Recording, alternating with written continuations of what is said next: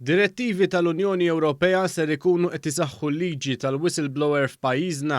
Dan ħareġ waqt żjara lil Ministru għall-Ġustizzja Edward Zammit-Lewis għamel fl-uffiċini tad-Direttorat għall Protezzjoni tad-Data.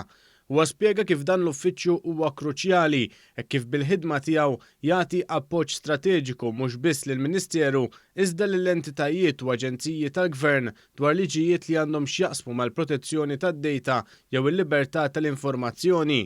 U għastqar kif issa dan l-uffiċċju ser ikun ċentrali fl-implementazzjoni ta' direttivi ġodda li ser isaħħu l-liġi tal-whistleblower. Issa wasal iż-żmien skont direttivi tal-Unjoni Ewropea li nibqgħu nsaħħuha.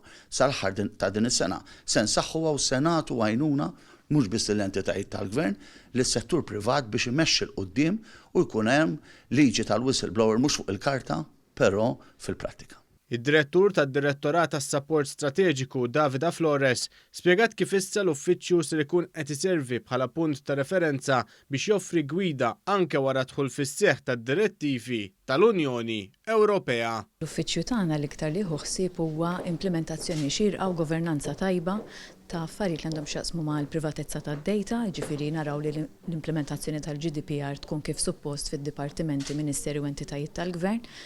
L-istess ħaġa fl-aċċess tal-informazzjoni fejn tidħol il-Freedom of Information Act u issa se nsiru wkoll Coordinating Office tal-Whistleblower Directive il-ġdida.